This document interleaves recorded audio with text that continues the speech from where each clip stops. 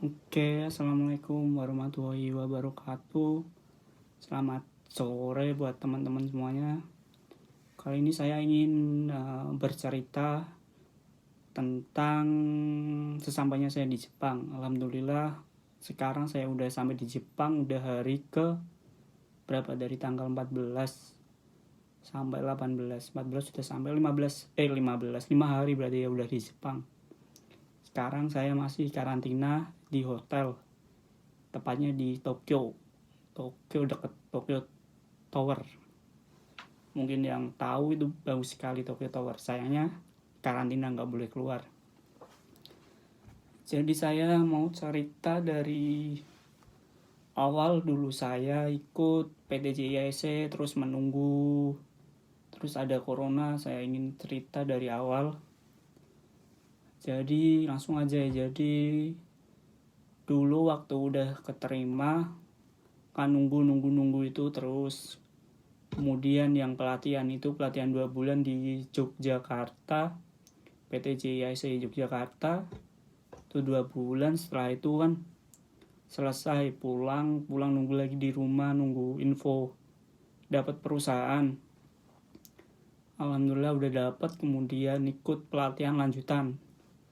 Kalau siswa JIC nyebutnya CSPK, calon siswa praktek kerja. Itu nunggu jadwalnya. Kemudian pelatihan itu udah 2 bulan, CSPK itu selesai. Corona datang, kena cancel perusahaan yang pertama. Jadi saya di sini prosesnya 2 kali kontrak kerja. Kenapa bisa 2 kali? Ya karena yang pertama itu kena cancel, gara-garanya kan corona masih tinggi di Indonesia. Perusahaan Jepangnya ngebatalin. Waktu yang pertama itu ada 6 orang, termasuk saya. Jadi teman saya 5, dengan saya 1, 6 orang. Itu padahal seleksinya juga lumayan. Seleksi langsung dengan orang Jepang, dengan bahasa Jepang langsung. Jadi lumayan ya, belum rezekinya di situ. Kemudian dapat info lagi untuk perusahaan kedua. Baratnya ganti perusahaan lah. Yang sekarang ini, alhamdulillah sekarang udah di Jepang, udah sampai Jepang, tinggal nanti masuk perusahaan. Perusahaan yang kedua juga udah lancar semua, alhamdulillah bisa berangkat. Berangkat itu prosesnya udah 2 tahun ya, saya dari 2019 saya lulus sekolah, lulus SMK. Kemudian ikut PTJIC. Setelah itu ikut pelatihan, udah selesai semua, udah dapet perusahaan. Gara-gara corona sih yang nunggu itu. Corona kan Indonesia juga lama, kan kasusnya tinggi di Indonesia ya. Jadi nunggu 2 tahun bener-bener tutup. Jepang gak bisa nerima, cuman bisa nerima itu sekali itu udah, habis itu tutup lagi. Dan alhamdulillah di tahun 2022 ini bisa berangkat. Udah banyak teman-teman yang berangkat. Alhamdulillah sih, bersyukur tahun ini bisa ngelanjutin, bisa ngewujudin lagi impian yang sempet tertunda, bahkan sempet hampir nyerah. Karena waktu itu udah kepikiran gini, kan nunggu 2 tahun gak pasti. Maksudnya ya udahlah, kerja aja di Indonesia. Umur juga udah tambah terus kan, umur gak bisa umur ya, waktu. Emang bener sih, waktu adalah uang. Jadi ngapain nunggu-nunggu, ya udah dapat kerja di Indonesia, fokus aja kerja dulu. Ternyata rezekinya masih ke Jepang. Ada info Jepang udah bisa buka, bisa berangkat. Alhamdulillah. Jadi ya bersyukur. Mungkin emang jalan hidupnya kayak gitu, harus nunggu dulu, harus harus sabar, banyakin sabar. Ya mungkin ini hasilnya. Nanti saya jalanin, insya Allah bisa lancar. Doanya bisa lancar lah di sini 3 tahun. Kontrak habis nanti 2025. Sekarang 2022. Ya semoga bisa lancar semuanya, hingga pulang, hingga balik lagi ke tanah air, ke Indonesia. Kemudian itu prosesnya, kalau nanti yang seleksi saya jelasin lebih detail lagi ya. Ini cuma cerita awal saya datang di Jepang. Saya sebelum berangkat kan karantina 3 hari di Jakarta. Karantina 3 hari, di situ juga proses persiapan dari gurunya. Jadi kayak nyiapin dokumen, syarat-syarat, apa aja yang perlu dibawa, terus sikap sopan santunnya di sini, tata keramanya lah orang Indonesia gimana kalau ke Jepang, itu dijelasin semua selama 3 hari itu. Kemudian saya berangkat hari Jumat tiba di Jepang Sabtu pagi. Jadi saya berangkat dari Bandara Soekarno-Hatta itu malam hari. Terbangnya dari pesawatnya jam 12.30 sampai di Jepang jam 9-an lah kurang lebih waktu Jepang ya. Jadi kalau waktu Jakarta itu jam 7 pagi. Kurang lebih berarti perjalanan berapa? 7-8 jam lah Jepang Indonesia.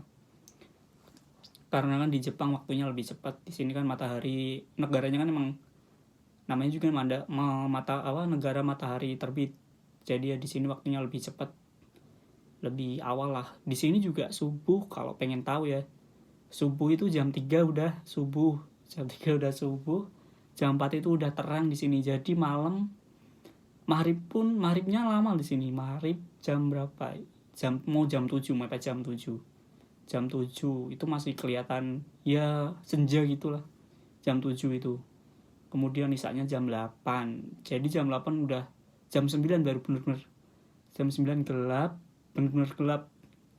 Jam 9 gelap, terus jam 4 itu udah terang lagi. Jadi cepet waktunya di sini. Yang lama itu siangnya. Di sini nih jam berapa? Ini jam 5:30. 5:30 masih terang banget sini. 5:30. Oh iya, saya juga masih pakai seragam tadi habis pelajaran. Ini habis ini mau bersih-bersih. Terus itu sampai Jepang jam 9 itu ya, 9 waktu Jepang. 9 waktu Jepang. Kemudian kan di bandara ngurus itu imigrasi buat bikin kayak KTP Jepang, berarti KTP Jepang lah buat pengenal. Bikin itu pengalaman saya pertama kali benar-benar pakai bahasa Jepang. Dulu kan waktu di Indonesia mungkin pelajaran senseinya masih SNC, itu gurunya masih campur lah menerangin bahasa Jepang, tapi ada artinya pakai bahasa Indonesia, masih bisa ngertiin. Nah itu kan bener-bener pakai bahasa Jepang.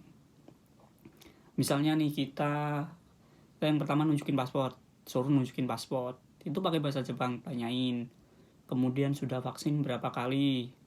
Setelah itu suruh nunjukin hasil PCR, udah semua. Habis itu suruh ngisi data, habis data antri. Nah di antrian itu lumayan bingung, soalnya baru pertama ke Jepang. Mau tanya pun bahasa saya, jujur ya, bahasa saya di awal itu masih kurang banget, mungkin kurang di Jepang. Jadi ya kalau saya nanya sama orang Jepang itu ya kayak intinya aja, nggak bisa jelasin kalimat yang panjang soalnya masih awal. Cuman tanya intinya, misal ini antrian berapa, udah gitu aja. Terus ya udah, nggak bisa itu lagi soalnya masih dasar banget bahasanya. Itu ya pengalaman pertama kali berbahasa Jepang, di Jepang langsung dengan orang Jepang langsung. Itu pun untuk ngurus dokumen. Jadi ya kalau salah ya selamanya bakal salah kan dokumen. Jadi itu penting. Yang mau kesini mungkin buat pelajaran. Kalau bisa di Indonesia ya belajarnya lebih ditingkatin. Jadi di sini udah lumayan bisa waktu awal datang. Udah itu. Kemudian kan dari itu dijemput dari senseinya, dari gurunya yang di Jepang. Jadi di Jepang itu nggak langsung bekerja. Jadi masih ada pelatihan 1 bulan. Dijemput, kemudian dia antar ke hotel, kan karantina ya. Masih ada corona kan, masih ada covid itu. Karantina ini nanti jadwalnya saya berapa ya? 2 minggu lebih di hotel Jepang ini. Karantina sambil belajar, jemput senseinya, jemput gurunya. Kemudian ke hotel, itu benar-benar saya takjub dengan Jepang. Sangat-sangat takjub. Benar-benar. Jadi itu kan saya cuma ngebayangin selama di Indonesia, selama pelajaran Jepang gini cuman ada di bayangan. Nah sekarang saya benar-benar lihat langsung gimana kehidupannya, gimana lingkungannya. Yang pertama saya takjub lingkungan di Jepang itu benar-benar bersih banget, sangat bersih. Kemudian orangnya itu walaupun mungkin ya saya siap tiap lihat orang itu walaupun nggak kenal, dia kalau ada yang misal kesusahan dibantuin. Terus kemudian kalau misal yang saya lihat pertama itu waktu ada yang naik lift orangnya udah masuk, kemudian ada orang di belakangnya, dia mungkin bukan orang Jepang sih yang itu yang di belakang. Nah orang Jepang yang udah masuk itu dia padahal udah nutup pintu, kemudian ada orang datang dengan lari, dia dengan senang hati ngebuka pintunya, jadi kayak nungguin gitu, ayo bareng gitulah.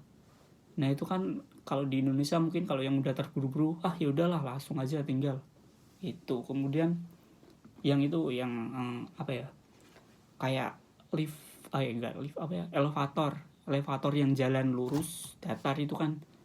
Nah kalau dari orang Indonesia, kalau dari saya dan teman-teman mungkin baru awal ya, jadi ya ngikut aja, diem di elevatornya. Sedangkan orang Jepang di elevator kan itu jalan-jalan terus. Orang Jepang pun itu dengan cepatnya ya lari apa ya jalan kenceng gitu loh, jalan kenceng. Jadi orang Jepang emang benar-benar ngehargain waktu sih menurut saya. Waktu itu paling penting di Jepang itu. Setelah itu waktu pelajaran ini tepat waktu, benar-benar harus tepat waktu. Saya di sini ada cek suhu sebelum pelajaran dan sesudah pelajaran sebelum tidur. Ada 2 kali cek suhu.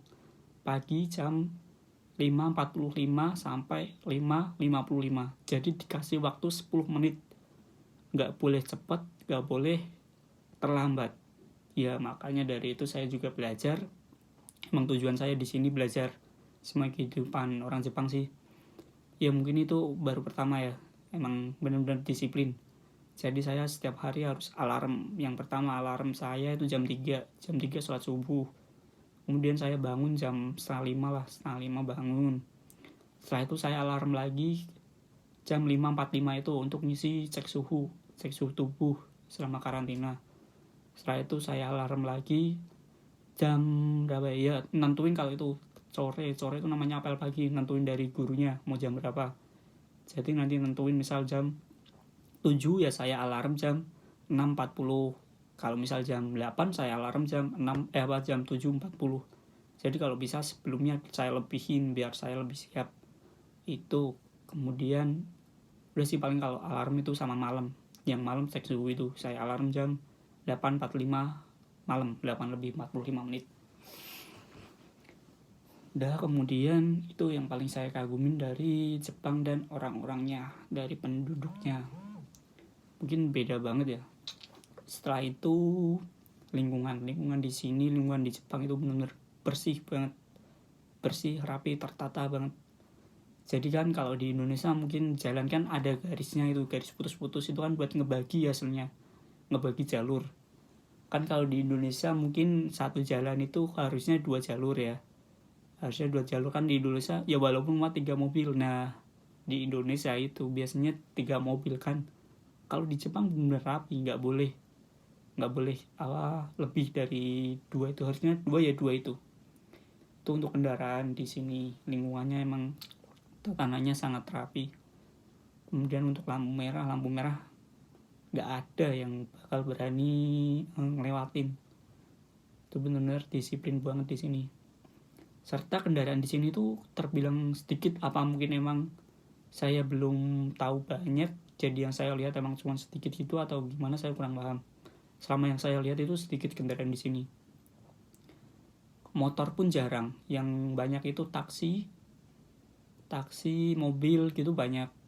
Sama ya pasti sepeda. Kalau sepeda kan jalan sendiri, maksudnya yang jalan raya, yang kebanyakan transportasi umum lah.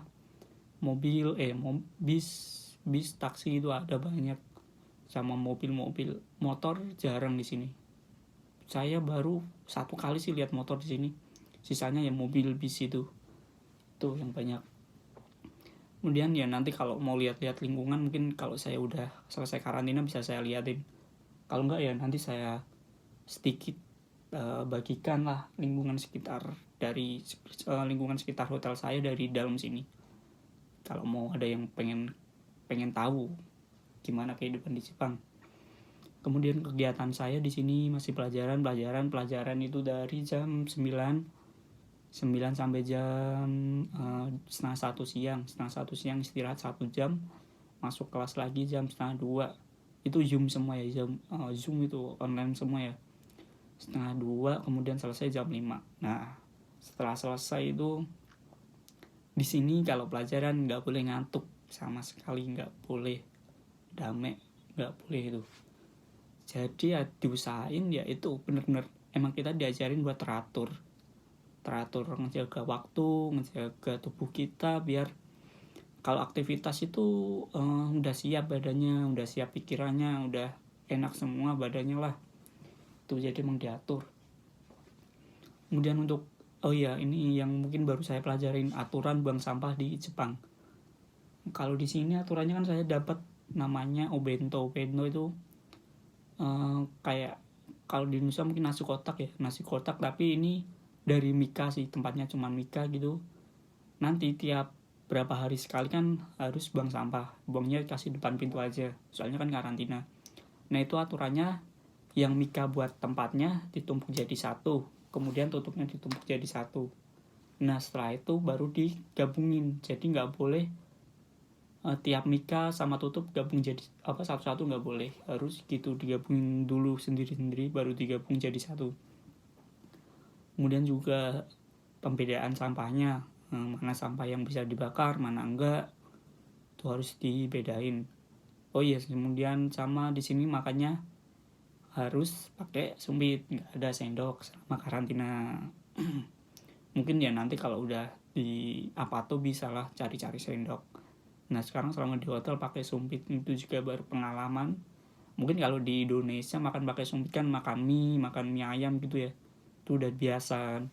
Nah di sini makan pakai nasi pakai sumpit. Itu juga ya sebenarnya gampang-gampang susah sih. Kalau udah biasa mungkin gampang. Itu udah. Mungkin di sini saya juga emang full bahasa Jepang sih udahan, sama dari pelajaran dari apelnya, kalau ada apel gitu itu udah full bahasa Jepang. Jadi sebisa mungkin saya di sini tiap ada waktu saya nyetel TV kan bahasa Jepang itu, biar terbiasa dengan suara, dengan logatnya orang Jepang, dengan cara bicara orang Jepang gimana, itu harus bisa saya sesuaiin. Kemudian udah itu paling cuman itu aja ya. Nanti kalau ada yang saya ceritakan lagi, saya buat video lagi. Sekian dulu, saya habis ini juga mau bersih-bersih, masih ada tugas lagi buat nyiapin pelajaran besok juga. Jadi ya kalau yang mau pengen, emang benar-benar pengen kesini ya benar-benar disiapin sih, nggak apa-apa. Berjuang di awal dulu lah, susah-susah di awal dulu, nanti juga kita juga yang akan ngunduh hasilnya sendiri. Mungkin itu aja dari saya, cukup sekian. Wassalamualaikum warahmatullahi wabarakatuh.